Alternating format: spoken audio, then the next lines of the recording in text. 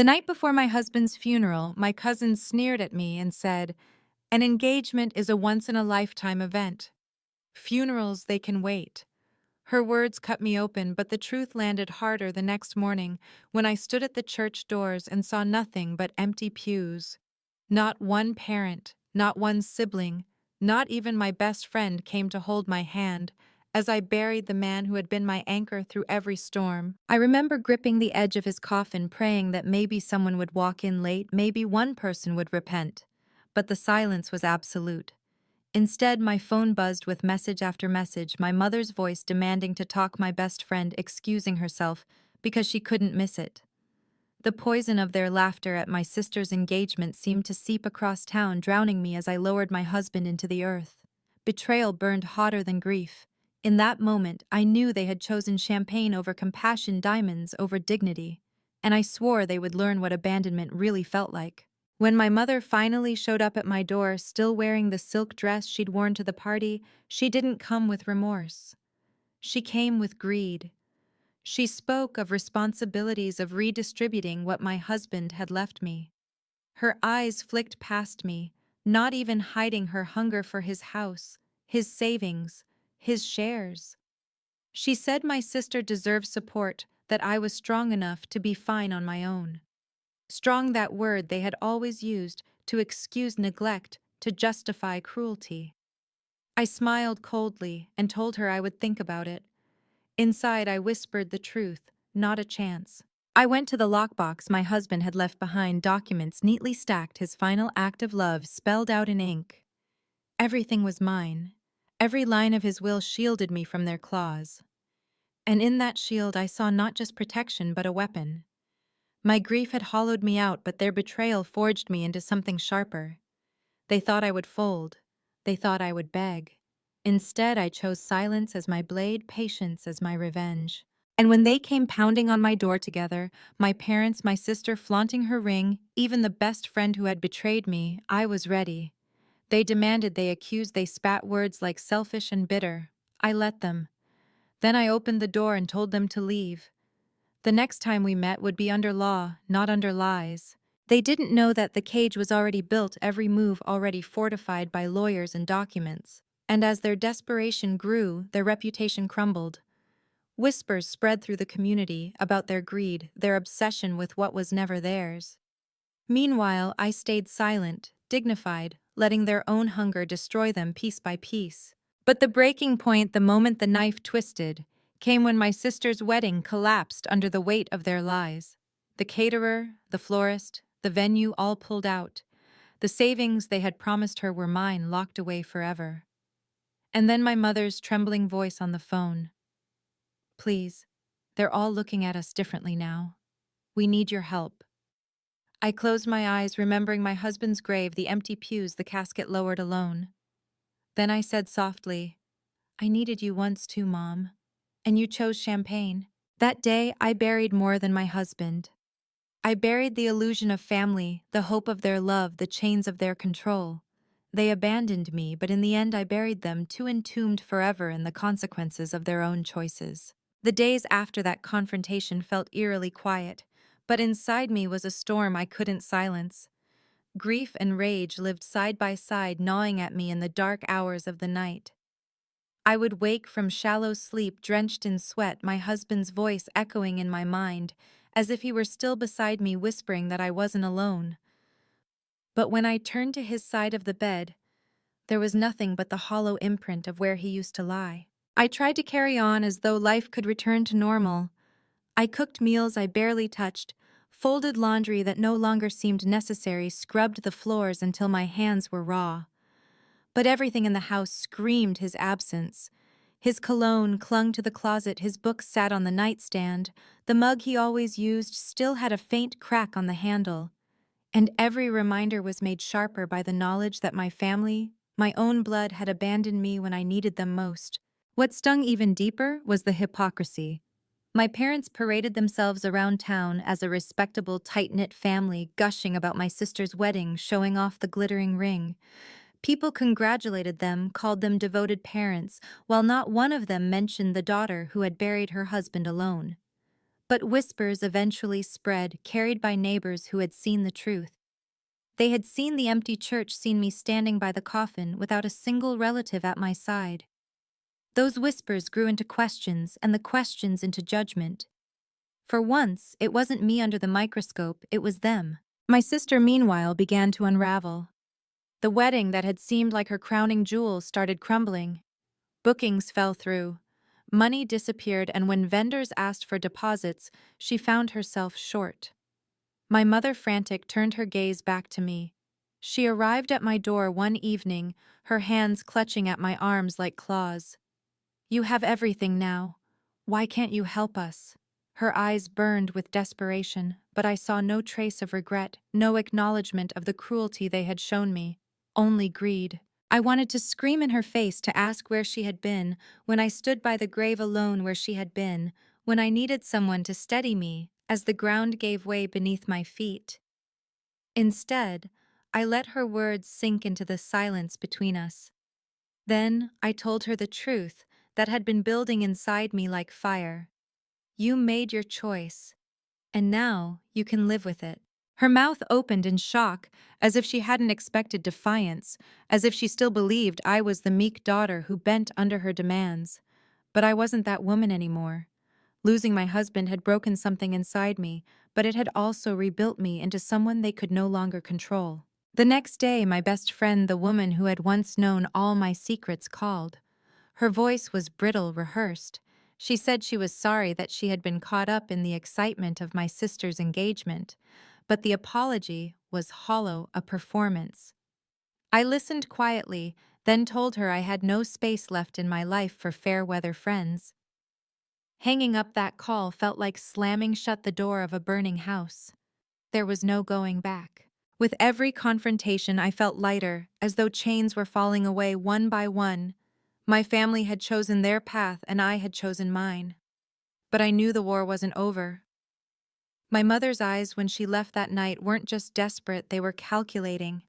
And if there was one thing I had learned, it was that her greed was a beast that would never stop clawing for more. The morning after my mother's last visit, I woke to the taste of metal in my mouth.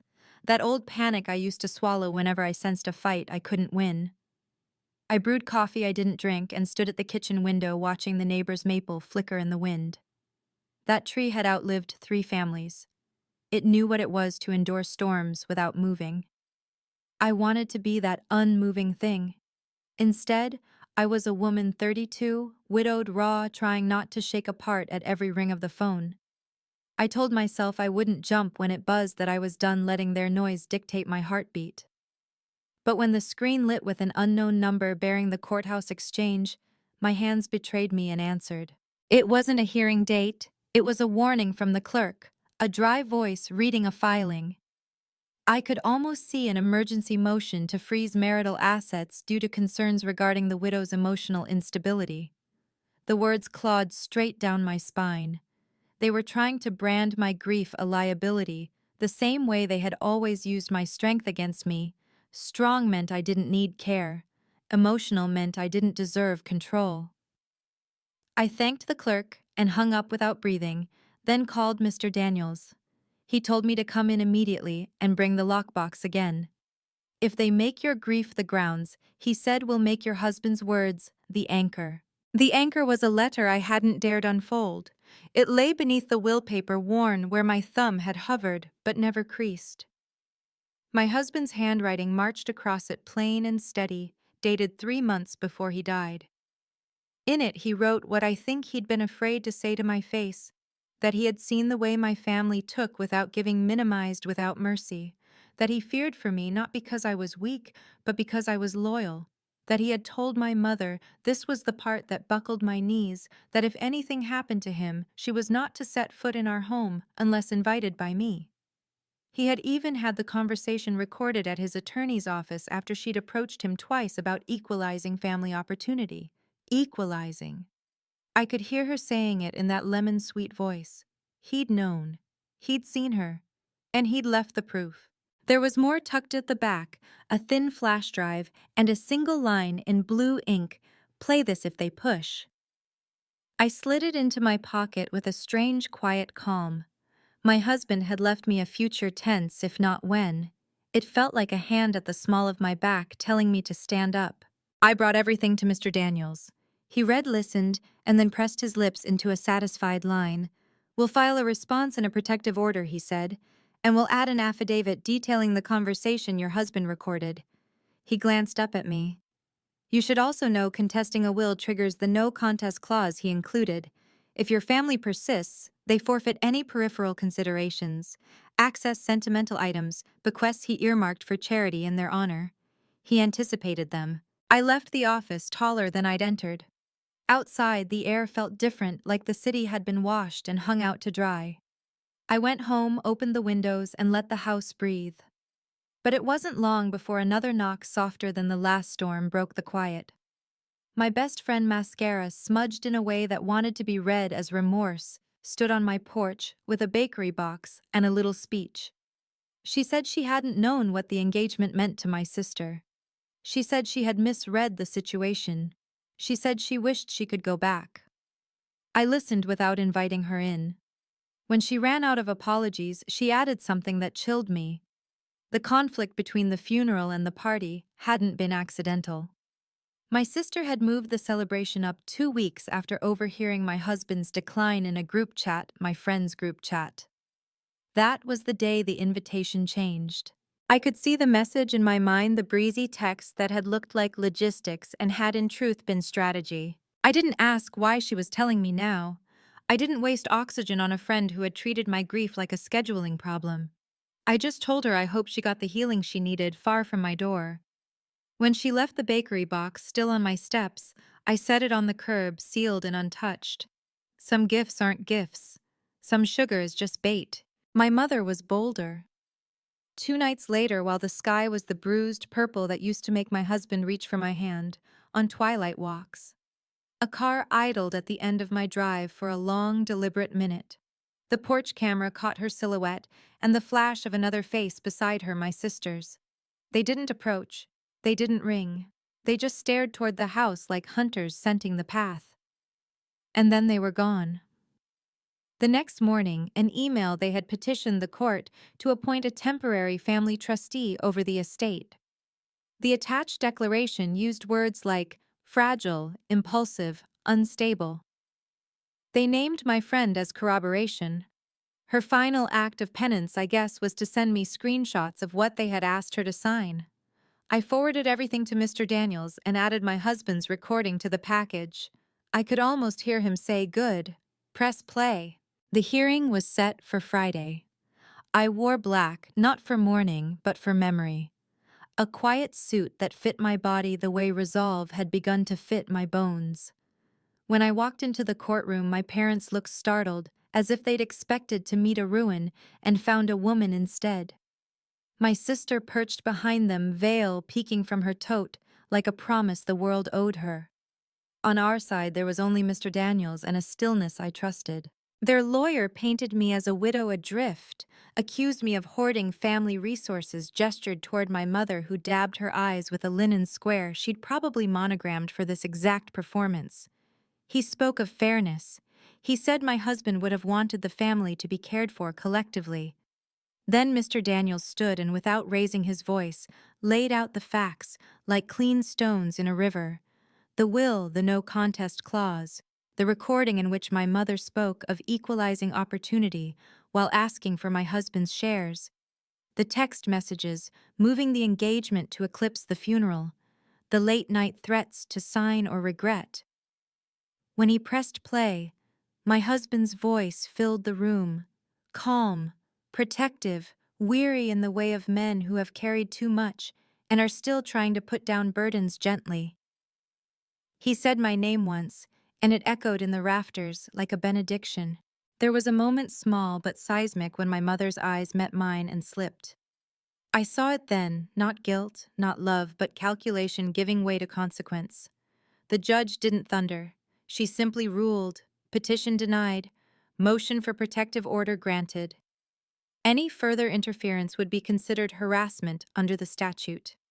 The gavel sounded like a door closing with soft, irrevocable finality. I walked out into noonlight that felt like a second skin.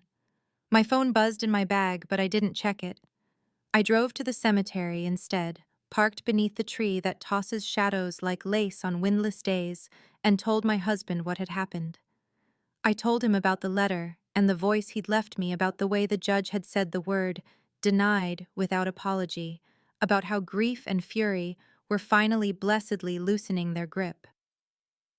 I left a handful of lilies, and as I turned to go, I caught my reflection in the granite of a nearby headstone, eyes red mouth, set, shoulders level. I didn't recognize that woman completely yet, but I wanted to. I think he would have wanted me to as well. On my way home, the maple outside our porch let go of one small leaf before its time.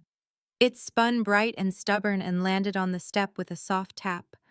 I picked it up and pressed it between the pages of the letter my husband wrote me, a marker for all the things we lose before we're ready, and all the things we keep when we choose ourselves at last. The silence after the judge's ruling was almost deafening, but it was a different kind of silence than the one that had haunted me after my husband's funeral.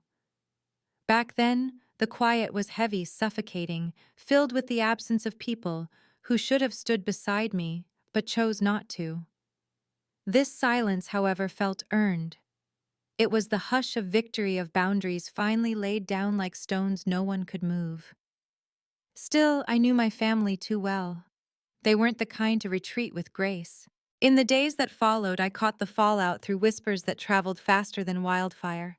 My sister's fiancé had started to waver, the sheen of her diamond dulled by the scandal swirling around their names. The vendors, the guests, the very people who had celebrated her engagement with champagne now looked at her with suspicion. My parents, stripped of their perfect image, began receiving fewer invitations, fewer smiles. Reputation had been their currency, and without it they were bankrupt. One evening I was walking back from the market when I heard my name hissed across the parking lot. My sister stood there, her face blotchy from tears and rage. She spat words at me, calling me selfish, heartless, accusing me of destroying her future. I listened quietly, the bags of groceries steady in my arms. When she finally stopped to breathe, I told her the truth. I didn't destroy anything. You and Mom did, the moment you decided my husband's death was less important than your celebration. Her mouth opened, but no sound came. I walked away, leaving her to choke on the taste of her own choices. At night, I often sat by the window staring at the garden my husband and I once tended together. I would catch myself remembering the way he used to dig his hands into the earth, saying it grounded him. Sometimes I felt him there in the breeze, rustling through the leaves, in the way the moonlight fell on the soil. It didn't erase the ache of missing him, but it reminded me that I wasn't entirely alone. His love still lived here in this house in me. But grief is strange. It doesn't always walk in a straight line. Even with the victory, even with the distance I had carved from my family, I found myself breaking down in small, unexpected ways. A mug slipped from the counter and shattered, and suddenly I was sobbing on the floor, remembering how he used to tease me for being clumsy.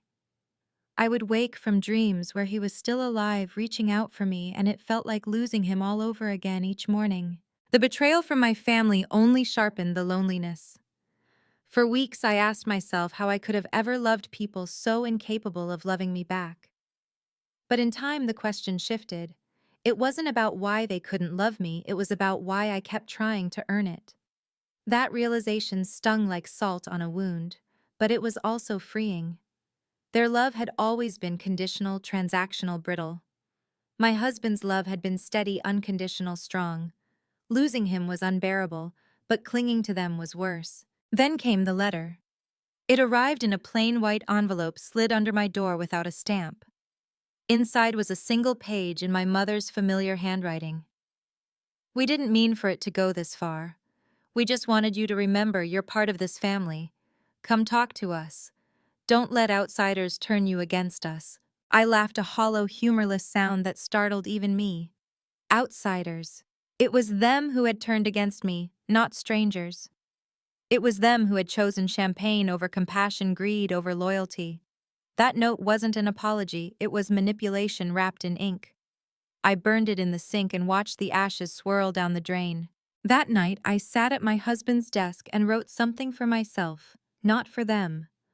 A vow, a declaration, that I would no longer define family by blood, but by presence, that I would not chase love that demanded I shrink myself, that I would honor his memory, not by letting bitterness consume me, but by building a life filled with the peace and dignity he always wanted for me. And for the first time since he died, I slept through the night. Months passed, and life settled into a rhythm I never expected. It wasn't joy, not yet, but it was a kind of calm I hadn't felt in years. I learned to move through the house without flinching at every memory. I started cooking again, meals just for myself, simple but nourishing. I tended the garden, pulling weeds with steady hands, almost hearing my husband's chuckle when I cursed at stubborn roots. Slowly, I stitched together a fragile existence, one where his absence still echoed, but no longer defined every breath I took. My family didn't stop their attempts. They sent relatives to my door, people I hadn't heard from in years, carrying messages wrapped in guilt and pity. "Your mother is hurting," they would say. "Your sister's wedding is falling apart. Surely you don't want to see them suffer." But I had suffered alone at my husband's grave while they raised glasses in celebration. Their suffering now wasn't my responsibility, it was the consequence of their choices. Each time I closed the door, it felt like closing another chapter, another wound they could no longer reopen. What I didn't expect was the community that formed around me in their place. Neighbors who had seen me stand alone at the funeral began stopping by with casseroles, flowers, quiet conversations. An elderly woman from down the street invited me to her book club, saying, "No one should sit in silence forever." For years, I had chased belonging in a family that refused to offer it only to find it waiting in unexpected hands. It didn't erase the betrayal, but it softened the edges of the grief. And yet, despite the progress, there were nights I sat at my husband's desk rereading the letter he left me. His words reminded me that he had seen my pain long before I admitted it to myself. He had wanted me to stand strong, not just against my family, but against the version of myself that still begged for scraps of their affection. Some nights I wept, other nights I smiled, but every time I closed the letter I felt steadier. Then came the call that shook me one last time. My sister's fiancé had left her. The wedding was officially off. My parents had mortgaged what little they had left to fund a celebration that would never happen. Their reputations lay in ruins, their finances shattered, their circle of admirers evaporated. And in their desperation, they tried once more to reach me. My father left a voicemail, his voice cracked and defeated, saying, "We need you. You're all we have left." I listened to it twice. Once as the daughter I used to be, aching for his approval. And once as the woman I had become, hearing only manipulation behind the weakness. Then I deleted it. Because the truth is, I had already given them everything, once my trust, my loyalty, my sacrifice, and they threw it away. What I had left belonged to me now, my peace, my freedom, my husband's memory. They could no longer touch that. On the anniversary of his passing, I visited his grave with a bouquet of lilies and a quiet smile. I told him about the garden, about the book club, about the laughter that was slowly finding its way back into my days. And I told him that I had finally learned the lesson he had tried to teach me all along, that love isn't proven by blood or duty, but by presence, by choice, by loyalty when it matters most. As I stood there, the wind brushed against my face, soft and steady like a hand I still longed to hold. I closed my eyes and whispered, "I'm okay now. I promise." And for the first time, I felt the words were true. If you've ever been abandoned by the very people you thought would stand beside you, remember this family isn't always who you're born to. Sometimes it's who shows up when the world falls apart. And sometimes the greatest act of revenge is building a life so whole, so steady, that their absence no longer matters. If this story touched your heart, please like, share, and subscribe. And tell me in the comments, what did betrayal teach you about love and about yourself? I'd love to hear your story.